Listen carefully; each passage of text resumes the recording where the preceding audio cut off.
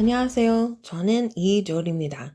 사우스 텍사스의 리오 그란데 밸리에 있는 지온 루터 교회의 공식 팟캐스트인 돌아옴 도는 믿음에 오신 것을 환영합니다. 우리에 대한 자세한 내용은 zionalamo.org에서 확인할 수 있습니다.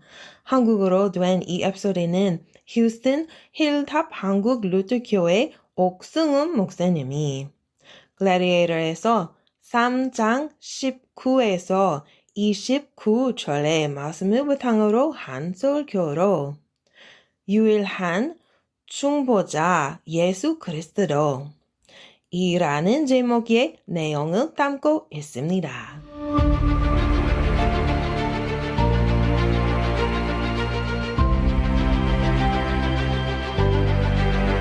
러시아와 우크라이나의 전쟁이 1년 이제 반 정도 지나게 되면서 이 전쟁이 언제 끝나냐에 대한 여러 가지 논의가 많이 있습니다. 터키의 대통령이 좀 중재를 하려고 했다가 그 터키 대통령 자신도 이번에 그 선거를 하게 되면서 어려움을 겪게 되면서 중재를 하지 못하게 되고, 또 이번엔 중국이 나서서 좀 중재를 하려고 하지만 잘 안 되고 있는 그러한 상황에 있습니다. 이 우크라이나 측면에서는 러시아가 마지막 한 명까지 퇴각하지 아니하면 전쟁을 계속한다고 그러고, 또 푸틴도 온전한 정신이 아닌 상태에서 계속 이 침략의 행위를 멈추지 않고 있는 것이죠. 두 나라의 적대 관계가 화평 가운데 화목하게 된다는 것은 정말 어려운 것임을 우리가 알 수가 있습니다.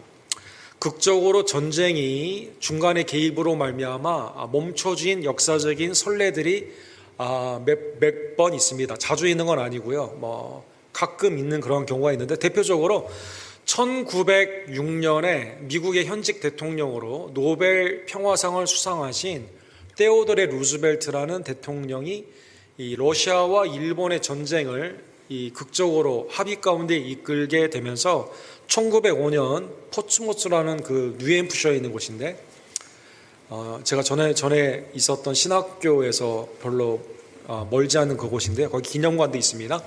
거기에서 이제 극적으로 전쟁이 아니라 평화를 이끌어내게 됩니다. 그래서 왼쪽에 사파에 보시면 이 러시아의 대표자와 그 다음에 이제 일본의 대표자, 야, 너희 화해해라고 해가지고 피스 어그리먼트가 있게 되는 것이죠. 그러면 테오도레 그 루즈벨트 대통령은 이 일 가운데 노벨상까지 받게 되었는데, 어떻게 평화의 협상을 이끌어냈을까요?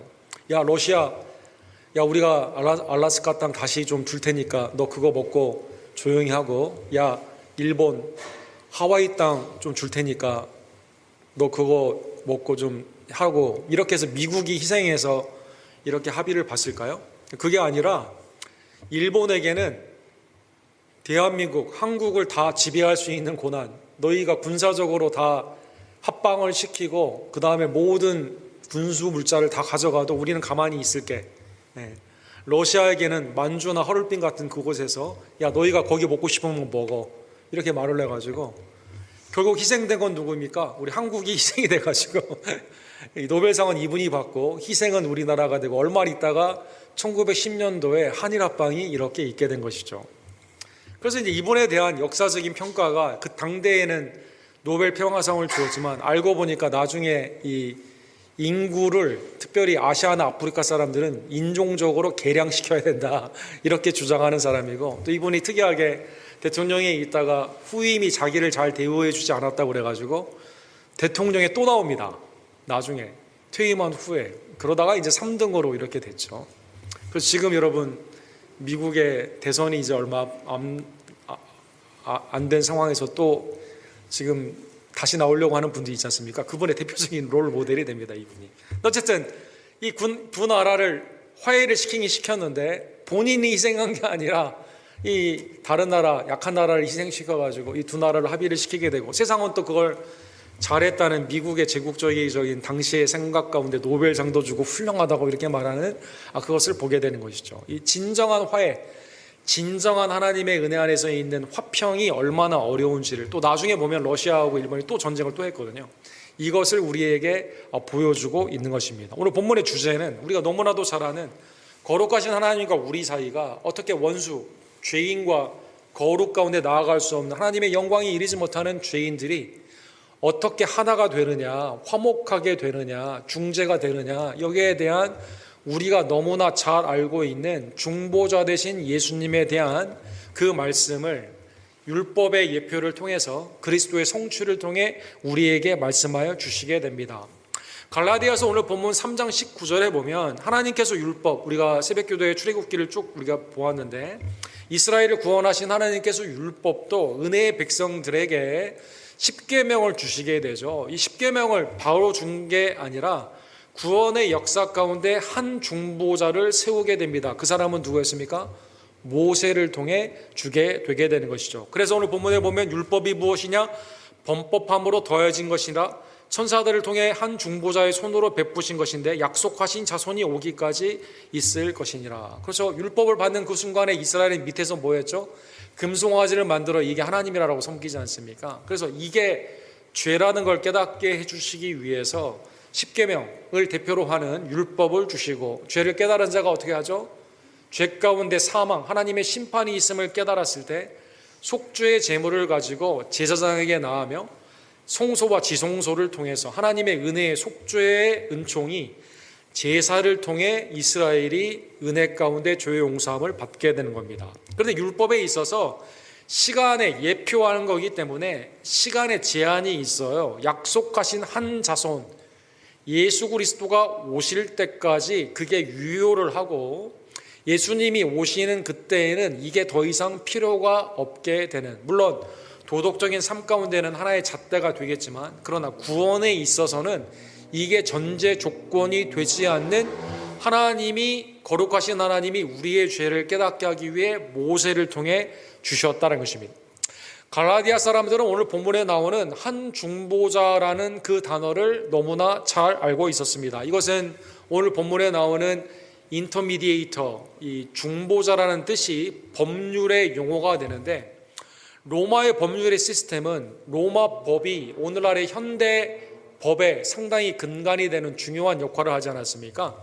세 가지의 법적으로 중재를 할 수 있는 제도가 있었습니다. 첫 번째는 당사자가 아니라 제3자의 입장에서 판단을 해주게 되는 아비터라고 하는 그러한 제도가 있었죠. 중재인이라고 합니다. 그래서 나와 어떤 사람이 분쟁 가운데 있었을 때 전혀 상관이 없는, 그래서 이 사람은 이권이나 친척간이 아니에요. 순수한 제3자 입장에서 판단을 하여 주게 되는 겁니다. 그 다음에 컨실리에이터라고 하는 조종자가 있었습니다. 이 사람은 국가의 아니면 법의 중재자로 이 가운데 가서 양쪽의 의견을 다 듣습니다. 그리고 서로 어느 정도 양보를 하고 그 가운데 합의점을 도출하는 그러한 사람이었죠. 오늘날에도 법정에서 법원에 가기 전에 먼저 한번 화해해봐라, 인티미데이터라고 하는 조종자, 컨실리에이터라고 하는 사람을 세우게 되는 것과 비슷한 제도가 있었습니다. 그 다음에 이게 안 됐을 때는 법정에서 붙는 거죠. 법정에서 누가 나의 입장을 대변해 줍니까? 애드버켓, 그러니까 오늘날의 변호사라는 것이 제도가 여기에서 나온 것처럼 법적인 대리인이 나를 위해서 이 일을 힘써주게 되는 것입니다. 예를 들어 이 제도가 있었다 하지만 이 제도를 다 사람들이 이용할 수는 없었어요. 예를 들어 예수님의 재판을 생각해 보시게 되면 대제사장과 바리새인이나 유대인들은 법적으로 앞에 대리인들을 세워서 예수님을 십자가 못 박는 상황 가운데 이 법을 완전히 이용하는 것을 볼 수가 있습니다. 여론의 압박도 사용을 하죠. 그러나 예수님은 제자들조차 옆에 없습니다. 누가 예수님을 대변해 주는 사람이 당시에 없었다는 것입니다. 초대교회 법정의 사도행전에 보게 되면 바울 사도가 법정에 매번 섰지만 상대편에서는 다 변호사들이 있어요. 그러나 아무도 바울 사도를 대변해 주지 않았다는 것입니다. 갈라디아 사람들은 오늘 본문에 나오는 이 제도의 가장 중요한 역사적인 혜택을 본 지역이 됩니다. 사실 갈라디아가 오늘날 터키에 있는 중앙과 남쪽에 있는 지역 아닙니까? 로마가 거기를 점령을 하게 되었을 때 원래는 가서 전쟁을 하게 되는데 슐라라고 하는 당시에 집정관이 있었습니다. 아주 전쟁에 뛰어난 장군인데요. 이 사람이 터키의 당시에 왕국에 있는 사람과 중재를 하게 됩니다. 로마와 이 사람을 중재를 해요. 왕권은 보장할 테니 우리에게 들어와라, 로마의 연방으로 들어오라 라고 하게 됩니다. 그래서 여기에서 합의가 돼가지고 피 한 방울도 흘리지 않고 이 갈라디아를 중심으로 하는 터키에 있는 사람들이 로마와 합병을 하게 됩니다. 그게 오히려 그 사람들에게는 잘 된 거죠. 로마 안에서 거기가 꽃을 피우게 되는 중요한 역할을 하게 되고, 나중에 보게 되면 여러분 동로마와 소로마로 나눠지게 됐을 때 동로마가 오늘날 터키 지역 아닙니까? 이게 더 존속이 오래 되게 되는 혜택을 누리게 되는 겁니다. 중간에 어떤 사람이 들어와가지고 양쪽의 이해를 다 맞추어가지고 중재하게 되는 중보자의 혜택을 갈라디아 사람들은 다 알고 있었다는 것입니다. 지금도 거기에 동상이 있을 만큼 율법을 모세를 통해 하나님이 주셔서 우리의 죄를 깨닫게 해주시고, 그리고 자손이 오게 되었을 때 한 씨앗 예수 그리스도가 왔을 때는 율법이 아니라 하나님과 우리 사이가 그리스도의 중보로 말미암아 됐구나, 이 개념을 너무나 당시의 사람들은 잘 알고 있었다는 것입니다. 그래서 오늘 본문에 보면 20절에 그 중보자라고 이렇게 되어 있습니다. 그 중보자. 모세가, 사랑하는 성도 여러분, 출애굽의 은혜 가운데 하나님과 이스라엘의 중보자의 역할을 할 때 하나님의 말씀을 사람들에게 그대로 정하죠. 사람들의 죄가 있었을 때 모세가 사람들을 대변하여 회개하며 나를 생명책에서 지워줄지언정 이 사람들을 용서해달라고 하는 중보의 은혜를 베풀어 주시게 됩니다. 제사의 축복 가운데 대제사장들이 중보자가 되어서 대속죄일에 이스라엘 공동체의 모든 죄를 하나님 앞에 아뢰고 하나님은 그의 중보를 통해서 용서를 하여 주셨다는 것입니다. 그러기에 오늘 본문 20절에 보면 그 중보자는 한편만 위한 자가 아니라 하나님은 한 분이시니라. 하나님을 만족시키고 사람을 만족시키게 되는 예표, 모세를 통해서 예표가 나와 있고, 그리고 그리스도를 통해 그대로 성취가 되게 된 것이죠. 예를 들어 신명기 33장 4절에 보면 하나님이 율법을 이스라엘에게 주었는데 이거를 누가 주었다고 말을 하냐면 모세가 우리에게 율법을 명하였으니 이렇게 말합니다. 하나님의 말씀을 하나님의 대리인으로 중보자로 하나님의 말씀을 그대로 증거하게 되는 것이죠. 누구에게? 야곱의 총회에게 증거하게 된 것입니다.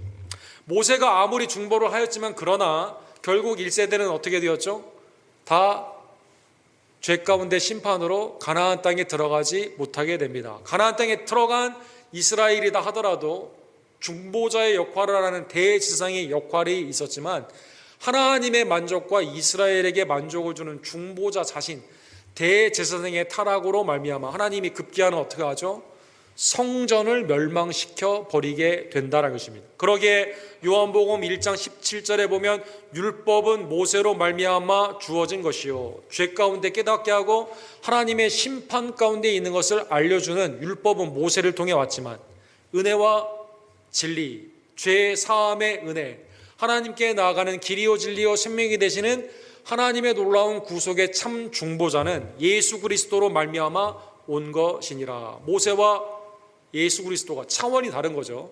율법의 심판의 사망이 아닌 생명, 은혜, 진리가 그리스도를 통해 하나님을 만족시킵니다. 거룩하신 하나님을 충족시킵니다. 죄인인 우리들을 충족시켜 주시게 됩니다. 그리스도가 유일한 하나님과 우리 사이에 한 중보자, 그 중보자가 되어 주셨다는 것입니다. 그러면 우리에게 생각을 해볼 수가 있죠. 율법은 지금도 우리에게 유효한가라는 생각을 해볼 수가 있습니다. 구약을 우리가 왜 신약 백성들이 봐야만 되는가 생각해 볼 수가 있습니다. 오늘 본문에 보면 율법이 지금도 두 가지의 중요한 기능을 하는 것을 바울 사도가 말씀하여 주시게 됩니다. 21절에 보면 그러면 율법이 하나님의 약속과 반대되는 아브라함을 통한 복음과 모세를 통한 율법 그리고 그리스도로 성취된 하나님의 나라의 그 약속들이 상충되는가 반대되는가? 아니죠. 거룩하신 하나님이 그대로 우리에게 주셨기 때문에 목적이 다를 뿐이지 유효하다라는 것입니다. 결코 그럴 수 없느니라. 만일 능히 살게 하시는 율법을 주었더라면 의가 반드시 율법으로 말미암았으니라. 율법에 의를 주신 게 아니라 율법에는 죄를 깨닫게 함으로 죄에 대한 심판의 두려움을 줍니다. 여러분, 법 없는 세상이 우리가 어떤 사람 보면 이 사람 법 없이도 살 것 같다라고 하게 되지만 법 없는 세상을 생각해 보면 그게 유토피아일까요?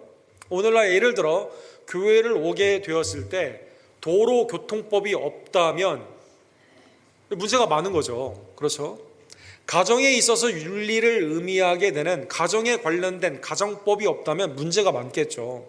상거래에 있어서 세상에 있어서의 상법이 없다면 여기에 문제가 많겠죠. 우리의 매일의 삶 가운데 내가 지금 하는 것이 온전한 거냐 아니면 죄 가운데 있는 거냐, 법이 없으면 상당히 어렵습니다.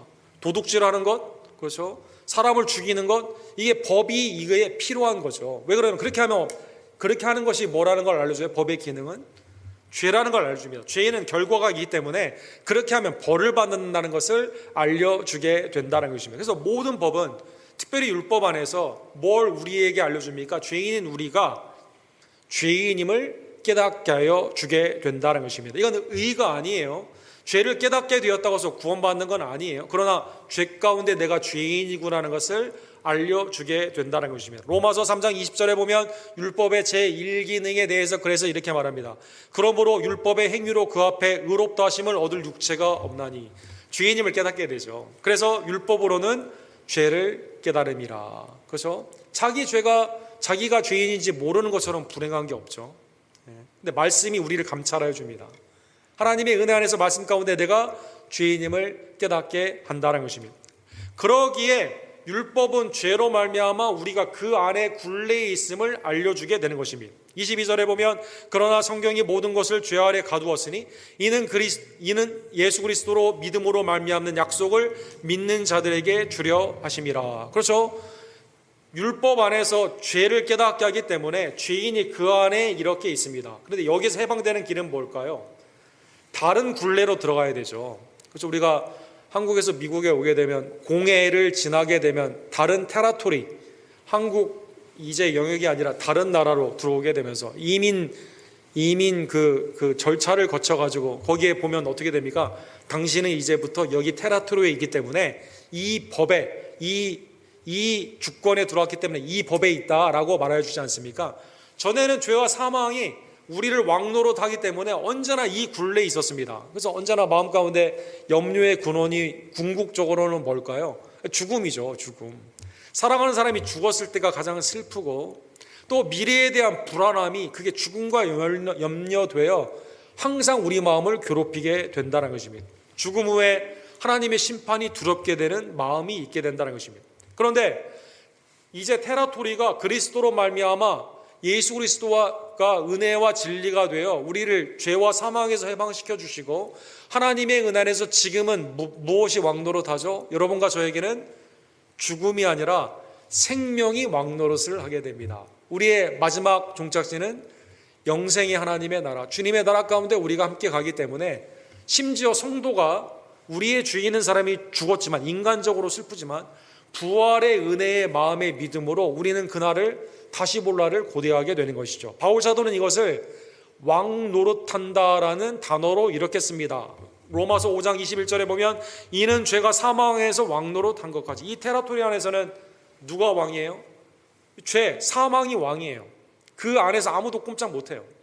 그러나 은혜 또한 의로 말미암아 왕노릇하여, 이제는 예수 그리스도의 은혜가 믿는 자에게는 왕노릇을 합니다. 사망이 끼어들 수가 없어요. 사망이 아무리 쏠라고 해도 이미 다 쌌기 때문에, 그리스도의 십자가의 대속이 그것을 다 흡수했기 때문에 아무도 우리에게 뭐라고 하지 않습니다. 우리 주 예수 그리스도로 말미암아 영생에 이르려 하려 함이니라. 그래서 은혜, 생명, 영생이 왕노릇을 하게 된다는 것입니다. 죄 안에 갇혀있던 우리들이 그 안에서 풀어지게 되죠. 나사로가 4일 동안 죽어서 아무것도 못하는데 주님이 나사로를 나로하게 됐을 때 하나님의 은혜 안에서 풀어놓아 다니게 하라. 하나님의 은혜 가운데 찬미하며, 그렇죠? 내게 금과 은은 없지만 내게 있는 것을 내게 주니 나사렛 예수 그리스도의 이름으로 일어나 걸어라. 뛰며 찬양하며 놀라게 되는 하나님의 은혜 안에서 자유함으로 죄와 사망의 염려가 아니라 생명의 영생의 은혜 가운데 기쁨으로 하나님 안에 여러분과 제가 기쁨으로 뛰는 축복을 받게 된다는 것입니다. 첫 번째 율법의 기능은 죄를 깨닫게 합니다. 죄 깨달음에서 멈추는 것이 아니라 그리스도의 속량의 은혜로, 율법이 아니라 믿음으로 여러분과 저는 하나님의 생명을 얻게 되는 것이죠. 율법의 제2 기능은 오늘 본문에도 보면 우리에게 있어서 예수 그리스도로 인도하는 초등학교 교사와 같은 역할을 한다라는 것입니다. 믿음이 오기 전에 우리는 율법 안에 메인바 되고 계시될 믿음의 때까지 갇혔느니라. 이같이 율법이 우리를 그리스도께로 인도하는 초등교사가 되어 우리로 하여금 믿음으로 말미암아 의롭다함을 얻게 하려 함이니라. 그렇죠?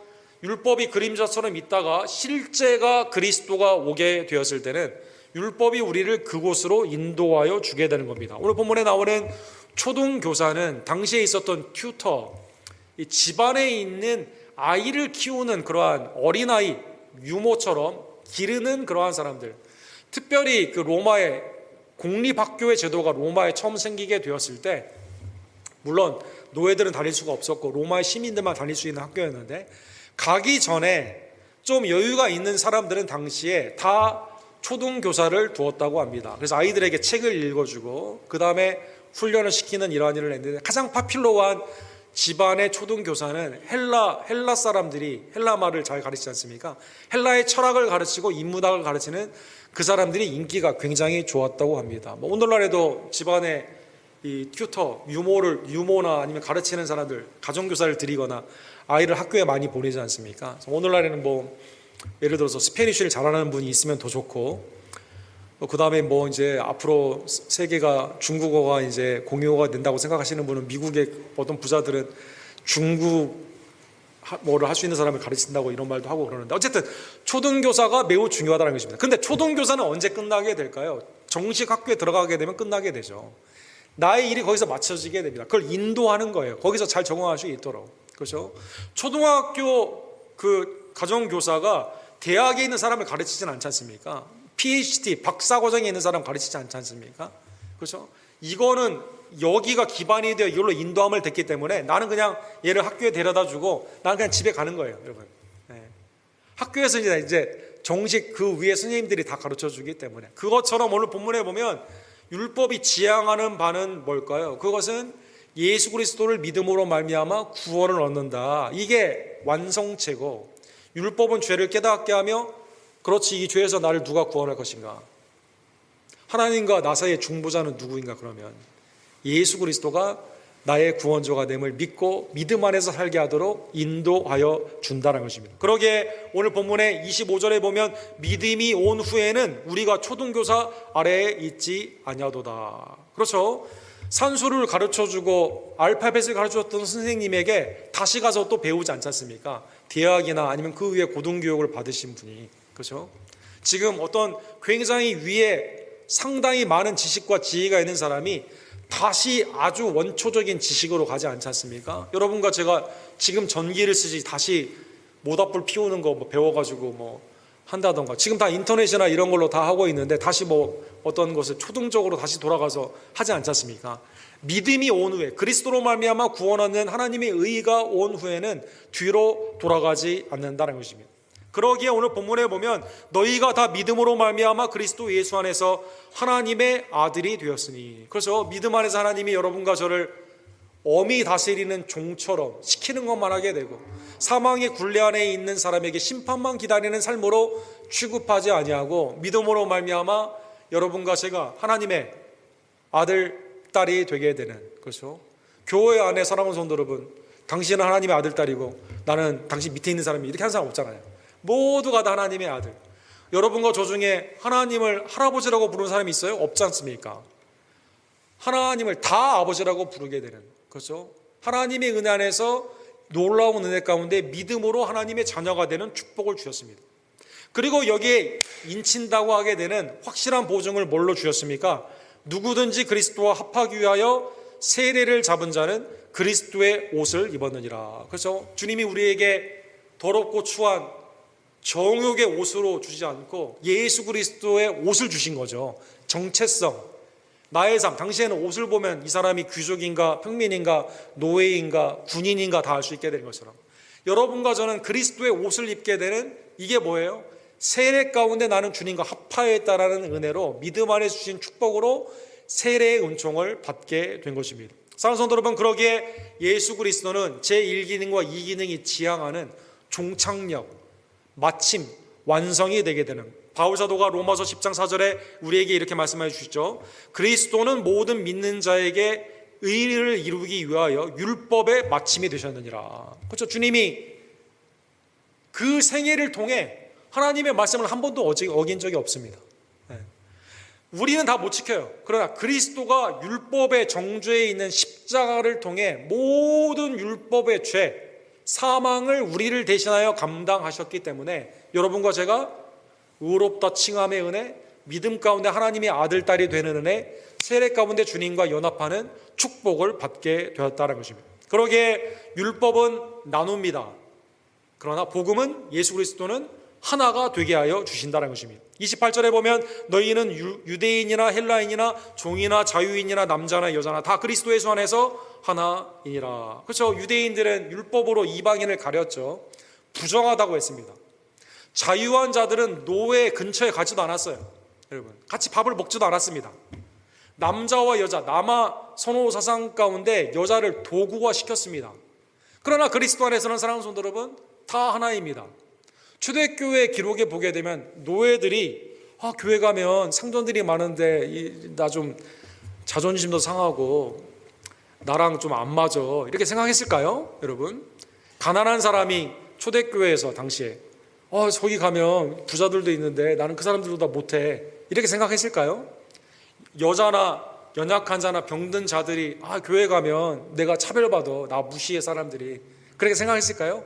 그렇지가 아니라 하나님의 은혜 안에서 놀랍게도 모든 원수의 담을 풀어 헤치신 예수님의 십자가의 은혜가 남녀노소, 자유자나 부한자나 가난한 자나 남자나 여자나, 그렇죠? 하나님의 은혜 안에서 하나가 되는 축복을 허락하여 주신 것입니다. 그렇죠? 오늘날의 교회도 마찬가지죠. 거기 교회는 나랑 내가 가면 내가 좀 꿀려, 나는 좀 마음이 안 편해 라고 말한다. 거기는 이런 사람만 있어, 그래서 나는 좀 힘들어. 아니죠. 사람들이 나를 가난하다고 무시할 거야, 아니면 내가 약하다고 욕할 거야. 이게 아니죠. 그리스도의 안에서 인종과 상황과 경제적인 상황이나 삶에 있는 모든 형태를 넘어서서 다 그리스도 안에서 율법은 나누지만 복음은 하나로 만들어 주게 된다는 것입니다. 고린도전서 12장 13절에 보면 사회 계층 간의 갈등이 있었던 고린도 교회를 향해서 바울 사도가 은사를 설명하며 이렇게 말하죠. 우리가 유대인이나 헬라인이나 종이나 자유인이나 다 성령으로 세례를 받아 한 몸이 되었고 또 다 한 성령을 마시게 하셨느니라. 그렇죠? 사랑하는 성도 여러분, 출애굽을 하게 되었을 때 이스라엘 백성들이 무리바에서 반석을 침으로 말미암아 거기에서 하나님이 맞아가지고, 반석이 되신 하나님이 맞아가지고 물을 주시게 됩니다. 이때 부자만 물 먹었을까요, 여러분? 남자만 물 먹었을까요? 당시에 누구까지 먹었죠, 여러분? 가축까지 먹었습니다. 가축까지 먹었습니다.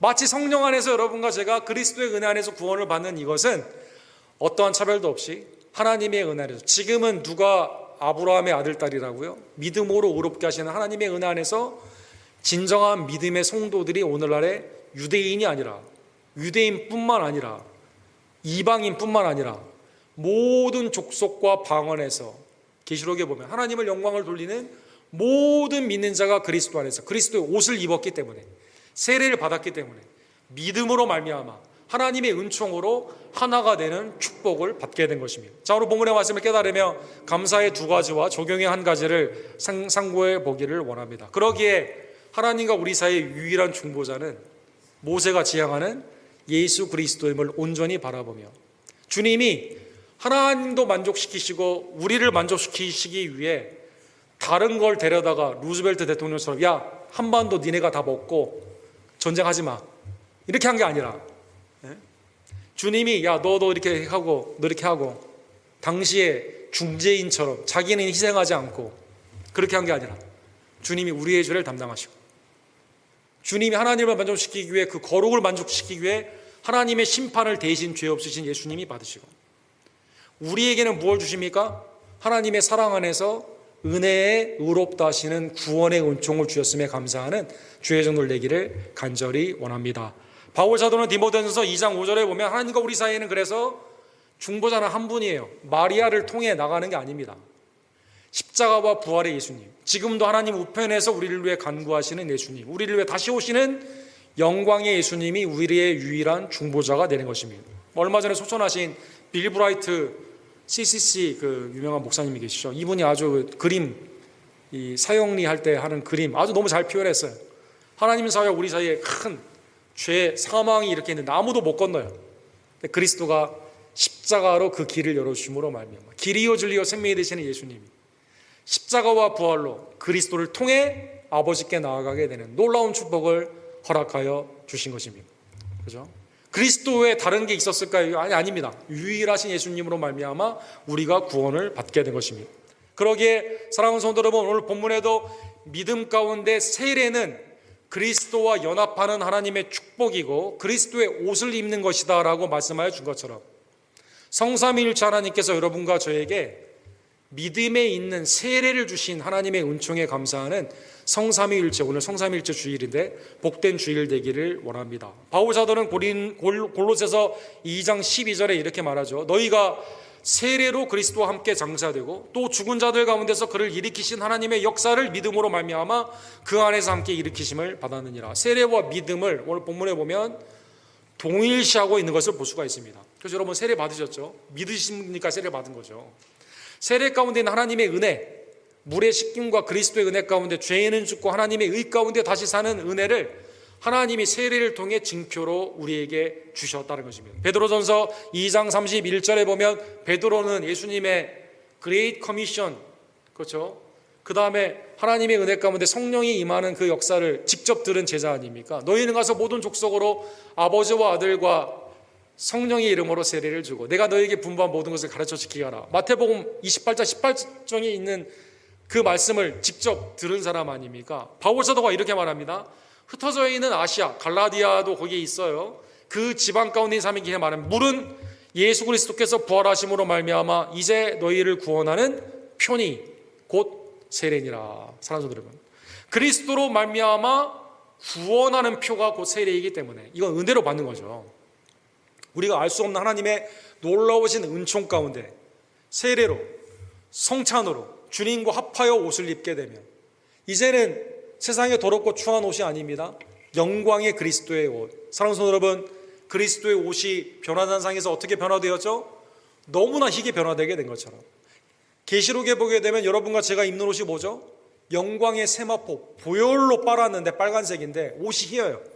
사랑하는 성도 여러분, 놀라운 축복으로 세례를 통해 그리스도의 옷을 입었음에 감사하는 주의 종들 되기를 간절히 원합니다. 마지막 적용을 생각하며 하나의 일러스트레이션을 한번 생각해 보기를 원합니다. 누가복음 15장에 보면 이제 탕자의 비유가 있죠.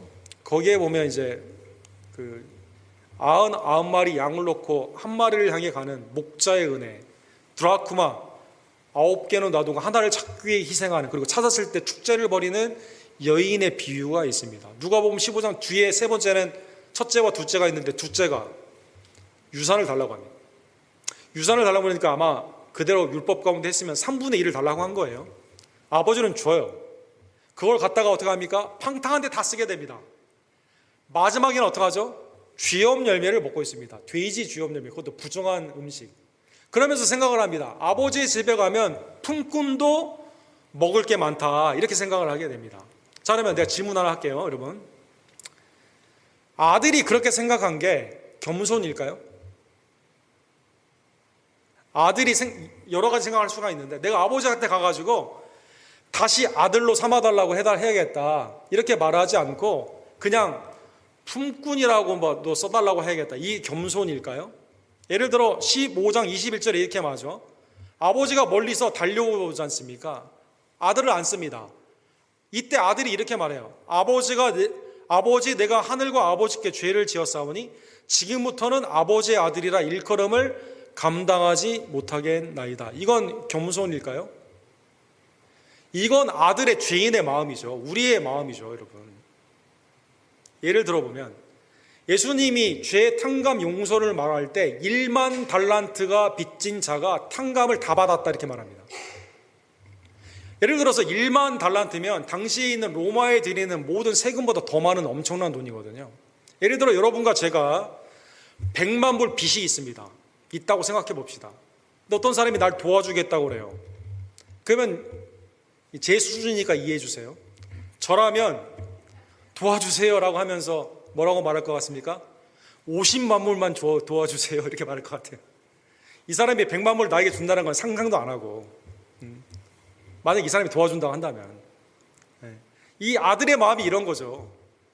아버지가 나를 받아줬으면 좋겠는데 어디까지 받아줬으면 좋겠어요? 내 생각에는 그냥 종이면 충분합니다. 그냥 왜 먹고 사는 게 충분하니까.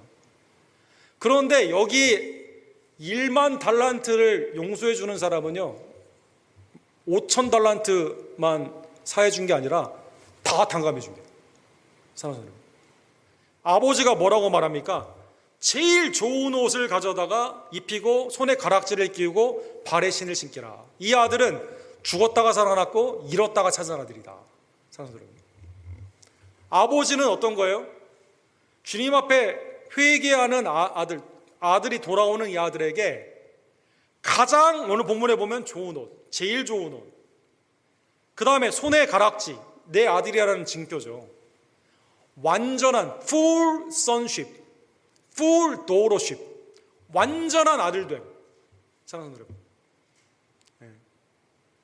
완전히 야 나는 너 100만 불 다 주려고 생각했는데 100만 불 다 줄게. 50만 불 생각도 하지 말고 100만 불 다 줄게. 그래서 여러분 렘브란트의 유명한 그림에 보게 되면, 돌아온 탕자의 그림에 보게 되면 하나님의 전능의 오른손은 강한 오른팔인데, 이 그림에서 렘브란트가 이 말씀의 은혜를 받아가지고 오른손을, 이 아들을 안고 있는 이 오른손이 인자한 손, 왼손보다 작게 그렸습니다. 가늘게 그렸습니다. 하나님의 자비와 인자하심이, 사랑하는 성도 여러분, 유일한 중보자 예수 그리스도를 통해 우리는 그냥 여러분 뭐 하다가 뭐 손해 보면 그냥 본전만 해도 감사하다, 반쯤만 돼도 감사하다. 근데 주님은 여러분과 저를 어떻게 하기를 원해요? 완전한 아들, 완전한 딸. 사랑하는 성도 여러분, 제일 좋은 옷, 내가 아들됨과 딸됨을 증거하는 반지, 세례, 천국의 보화, 모든 것들을 주님은 은혜 가운데 허락하여 주신 것입니다. 그러기에 주님의 옷을 입은 성도들은 그리스도와 연합하여 주님의 뜻 가운데 행하는 주의 종들 되기를 간절히 원합니다. 우리의 옷은 빛의 옷이죠. 우리의 옷은 그리스도의 옷입니다. 세례 가운데 받은 구원의 증표의 옷입니다. 베드로전서 4장 1절에 보면 그리스도께서 이미 육체의 고난을 받으셨으니 너희도 같은 마음으로 갑옷을 삼으라. 이는 육체의 고난을 받은 자는 죄를 그쳤음이니 그 후로는 다시 사람의 정욕을 따르지 아니하고 하나님의 뜻을 따라 육체의 남은 때를 살게 하려 함이니라. 옛날 율법, 사망, 죄, 사망이 왕노릇하는 그 나라로 다시 갈 필요가 없는 거죠. 아들의 나라 가운데 있기 때문에 주님과 동행하는 삶, 육체의 정욕을 쫓는 삶이 아니라 성령의 인도함 가운데 주님과 동행하게 된다는 것입니다. 바울 사도는 이것을 더 쉽게 로마서 13장 14절에 이렇게 말합니다. 오직 주 예수 그리스도로 옷 입고 정욕을 위하여 육신의 일을 도모하지 말라. 정욕에 있는 사망의 심판의 삶이 아니죠. 여러분과 저는 성령의 이끌림을 통해 하나님의 완전한 아들, 완전한 딸로 그리스도의 그 새 옷을 입고 하나님의 은혜 가운데 우리는 나아가게 되는 것입니다. 오늘 삼위일체 주일을 맞아요. 사랑하는 성도 여러분, 전적인 아버지의 택하심, 아들의 십자가의 속량의 은혜, 성령이 나를 중생케 해주시고 성부성자 성령의 은혜로 나를 세례를 주시고 지금도 이 세상에 있는 사망의 권세에서 구원해 주신 은혜 가운데 살게 해주신 은총을 기억하며 어디에 가든지 주님의 빛과 소금으로 예수 그리스도의 복음의 하나님의 나라의 아들, 딸로 주님을 영광스럽게 하는 주의 종들 되기를 간절히 원합니다.